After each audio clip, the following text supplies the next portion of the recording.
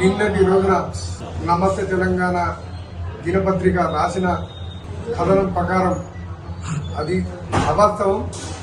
నేను మల్కపేట గ్రామ శాఖ అధ్యక్షుడు కుంట శ్రీనివాసు జైలుకు వెళ్లడం జరిగిందని రాయడం అది చాలా తప్పు. నేను జైలుకి వెళితే ఈ రోజున ఇక్కడ ఉండి సిరిసిల్లలో ఉండి ఎలా మాట్లాడగలదు? అది తప్పుడు ప్రచారం రాసిన నమస్తే తెలంగాణ పత్రికను తీవ్రంగా ఖండిస్తున్నా.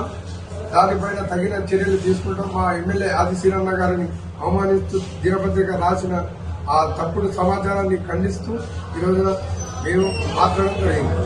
నేను మల్కపేట గ్రామ సర్పంచ్. నా పేరు బోయిని దేవరాజ్. నిన్నటి రోజున నమస్తే తెలంగాణ దినపత్రికలో వచ్చిన వార్తలపై కుంట శ్రీనివాస్ మా గ్రామ శాఖ అధ్యక్షుడు అతను జైలుకి వెళ్ళిండు అని చెప్పేసి నమస్తే తెలంగాణ పత్రికలో రాయడం జరిగింది. అది పూర్తిగా అవాస్తవం. కుంట శ్రీన్ అనే వ్యక్తి నా పక్కనే ఉన్నాడు. ఇతనే కుంట శ్రీనివాస్. ఇతను మా గ్రామ శాఖ అధ్యక్షుడు. ఇతను జైలుకి వెళ్ళినట్టు తప్పుడు వార్తలు రాయడం జరిగింది. అదే విధంగా మా ఎమ్మెల్యే గారు అయినట్టు ఆది శ్రీనివాస్ పై తప్పుడు ప్రచారం చేయడం జరిగింది. ప్రజలారా ఎవరు నమ్మవద్దు.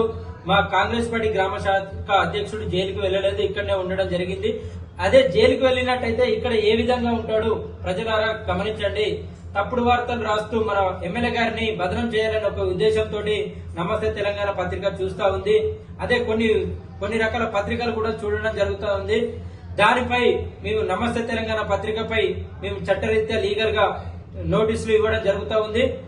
మేము ఎంతటికైనా మా తెగించడానికి కూడా సిద్ధంగా ఉంటాము. మా కాంగ్రెస్ పార్టీ గ్రామ అధ్యక్షుడు ఎలాంటి తప్పు చేయలేదు.